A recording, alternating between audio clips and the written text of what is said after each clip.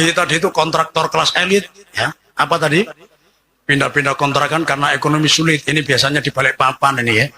Ini di Balikpapan ini mohon maaf, ini banyak judulnya aja, banyak gunungnya. Padahal kalau kita datangnya cuma bukit sedikit ya. Gunung Sari, Gunung Pipa ya, bahkan ada Gunung Samarinda.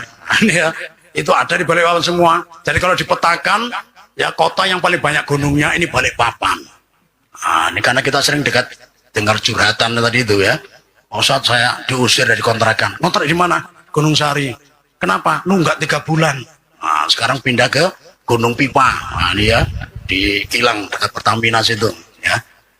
Nah, ternyata diusir lagi. Kenapa? Nunggak 3 bulan. Ya. Pindah ke Gunung Samarinda. Nunggak 3 bulan. Diusir lagi. Cari yang jauh di Gunung Tembak. Nah, di Gunung Tembak jauh. Ya. Ternyata 3 bulan diusir lagi. Kenapa? Nunggak lagi. Jauh-jauh dikira aman, ternyata ya tetap saja nasibku ini ya. Pindah kembali ke kota, ke Gunung Bakaran. Ya. Nunggak 3 bulan diusir lagi. Pindah ke sebelahnya, Gunung Bahagia. Sudah di Gunung Bahagia tapi masih sengsara. Kenapa? Nah, sudah 3 bulan nunggak, siap-siap diusir lagi. Nah, ini kelas-kelas kontraktor kelas elit pindah-pindah kontrakan karena ekonomi sulit. Ini kalau niru Rasulullah ada juga. Rasulullah lebih sering, sikap beliau luar biasa ya. Beliau sangat qanaah ketika pagi hari, ketika nanya istri beliau, hal indaki syai, apakah ada sesuatu? Nah, sesuatu ini, mohon maaf ya, sebutir kurma pun termasuk sesuatu. Tapi ternyata sempat di rumah Rasulullah itu sebutir kurma pun tidak ada. Karena kalau ada sekalipun sebutir kurma, beliau ini sosok yang qanaah, menerima apa adanya. Beliau tetap konsumsi.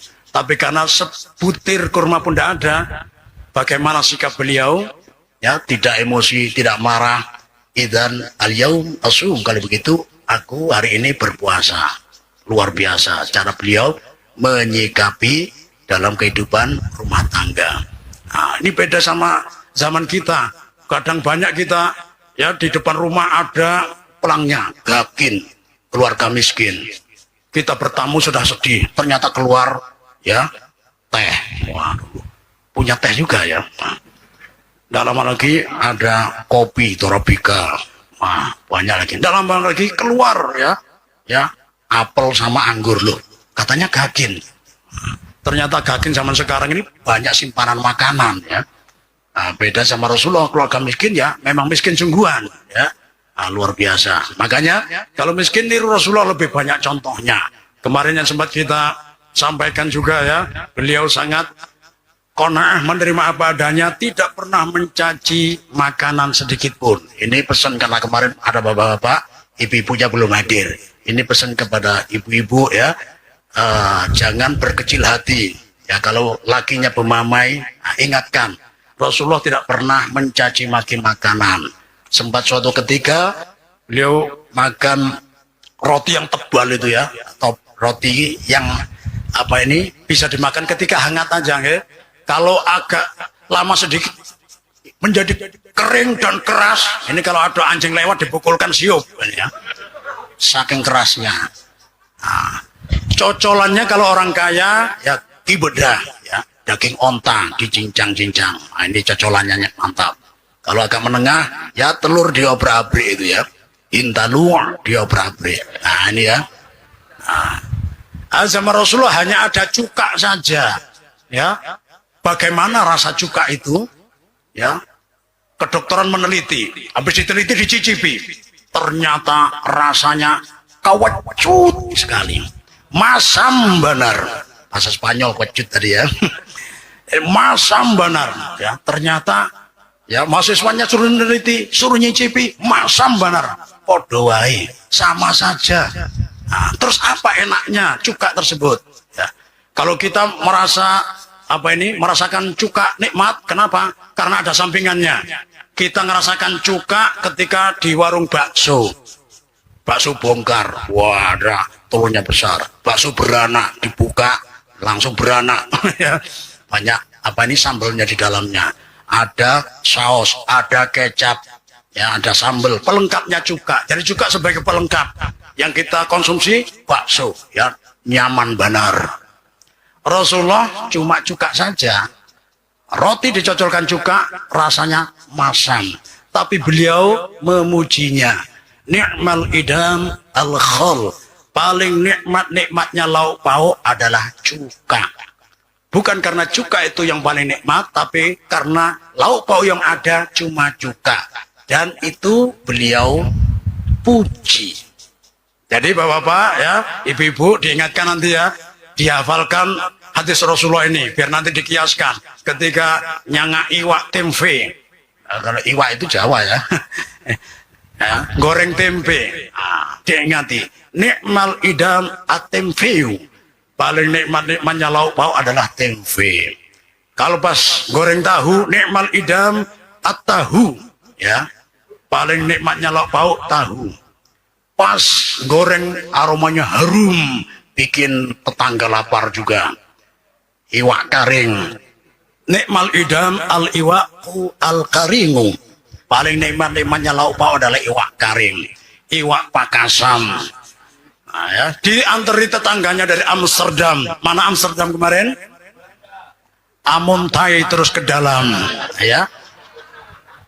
Makanya lauknya juga bahasa Amsterdam, Almandeyu. Mandai, nikmal idam Almandeyu. Nah, paling nikmatnya lauk pauk adalah mandai. Dalam artian apapun yang dihidangkan di hidang meja makan, jangan sampai dicaci maki. Nah, ini ya Rasulullah. Makanya Rasulullah ketika miskin pun, mohon maaf ya, beliau mukanya tetap cerah, ya, ketemu orang tetap senyum. Tidak seperti ya, mohon maaf, pada umumnya manusia ya, merangut aja. Apalagi ya sekarang COVID ini ya, kadang ada masker yang gambarnya ketawa, ya, gambarnya ketawa tapi jidatnya merangut ini. Tidak sesuai lalu ya, ya. Tidak sesuai sama sekali, ini aneh ya, merangut terus. Padahal anjuran Rasulullah di saat-saat ini perlu kita amalkan, ya. Tabassumuka fi wajhi akhika laka shadaqah. Senyummu terhadap saudaramu dapat pahala sedekah. Istri senyum kepada suaminya dapat pahala haji, ya. Modalnya mercy, pamer gusi. Ya. Mohon maaf, bisa senyum Pak ya? Ibu-ibu bisa senyum. Ngomong bisa, tapi kadang senyumnya masih belum memenuhi syarat. Jadi belum dikatakan senyum kalau belum memenuhi 3 syarat. Syarat yang pertama, ya diingat-ingat, ketika tersenyum pipi harus terangkat. Ya, senyum begini. Ada yang nyeletuk ini, Pak Ustadz ini mukanya sudah pas-pasan, dijelek-jelekkan lagi, ya. Jadi pipi harus terangkat. Pak Ustadz ulun sudah kai-kai, tidak ada alasan. Pak Ustadz ulun sudah nini, pipi ulun kandur sudah, kayak tanah longsor, tidak ada alasan. Ya kalau nggak terangkat, cari lakban, ya, ditarik ke atas. Supaya apa? Syarat pertama terpenuhi. Pipi harus diangkat ke atas, ya. Yang kedua, ketika senyum ditahan minimal 7 detik. Nah, mohon maaf jangan sampai salah dengar. Nanti praktek senyum ditahan 7 jam. Pipinya kram. Pak Ustadznya dituntut. Wah, ini bahaya nih ya. Akhirnya mondok sama Pak Polis. Nah, itu ya. Jadi ditahan selama 7 detik. Kalau belum 7 detik jangan berhenti. Dan ini syarat yang kedua. Oh, Pak Ustadz, apakah ada orang yang senyum kurang dari 7 detik? Ada. Tetangga saya, ya, ada perkumpulan saingannya majelis taklim. Namanya majelis rumfi atau majelis gosip. Kenapa dinamakan majelis gosip? Karena makin digosok makin sip. Nah, majelis gosip ya. Ketuanya Ibu Markona, ya. Wakilnya Ibu Marpuah, anggotanya Ibu Poniti, Ibu Tokiem, ya. Dan tetangga-tetangganya ngumpul. Ini kalau kumpul, ini biasanya pamer hartanya atau pamer harta suaminya, ya. Ibu Markona, mohon maaf ya. Asal ibu tahu saja ya, abahnya kemarin kebun sawitnya kan masih 150 hektar ya, baru saja ya beli lagi berapa, enggak banyak, sama 150, jadi sekarang sudah 300 hektar. Wah, luar biasa. Nah, Ibu Poniti, saya juga alhamdulillah ya, kemarin kan punya rumah satu, alhamdulillah beli lagi bengalon di pinggir pantai, masya Allah, luar biasa. Akhirnya ada Ibu Marpuah ya, kondisi andilau antara dilema dan galau. Apa yang aku ceritakan ini? Akhirnya ingat, oh bu, giliran saya cerita. Ya silakan ya, Ibu Marpuah ya. Anak saya yang satu di Unmul, yang satu di IAIN, yang satu di UIN Jakarta, yang satu lagi di UIN Sunan Ampel Surabaya. Luar biasa, semuanya heran. Ini kan suaminya kan pengangguran sukses, penasaran ini. Mohon maaf Ibu Marpuah, anaknya tadi di kuliahan semuanya kuliah? Enggak, saya suruh ngemis di depan gerbang kuliahan. Wah, kayak gini ini, yang tadinya mau senyum ditahan 7 detik, akhirnya enggak mampu, mampunya cuma 1 detik. Ya, senyum tapi 1 detik. Nah, ini bahasa Arabnya al-mencebu, mencep. Nah, ini ya. Nah, ini. Jadi ingat-ingat syaratnya apa tadi yang pertama? Nah, pipi harus ketarik ke atas. Yang kedua, ditahan minimal 7 detik. Dan yang ketiga adalah syarat yang terakhir dan terpenting. Syarat yang ketiga, harus ada orang yang diajak senyum. Jangan senyum-senyum sendiri. Ya, ini ya, alhamdulillah ini ya. Jadi amalan sunnah dari Rasulullah SAW, beliau ini memikirkan umat, seluruh umat beliau pikirkan, tapi beliau mampu senyum. Ya, kenapa ini masih muda, tidak mampu senyum? Kreditan motor belum lunas. Ya, bapak-bapak juga gitu ya, belum bayar kontrakan, pusing. Ibu-ibu belum lunas kreditan panci, merangut hari-hari. Ya, ini juga sangat disayangkan, menghilangkan peluang mengikuti sunnah Rasulullah Shallallahu Alaihi Wasallam. Nah, mudah-mudahan ya kita akhiri ini dengan senyuman. Mudah-mudahan setelah ini semuanya akan tersenyum karena Allah menggantikan kesusahan digantikan dengan kebahagiaan, dengan berkat memperingati maulidnya Rasulullah Shallallahu Alaihi Wasallam.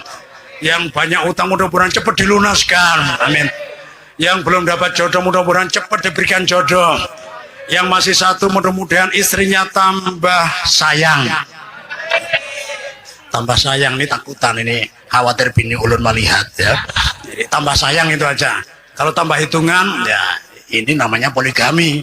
Poligami itu bukan untuk dibahas, tapi untuk diamalkan.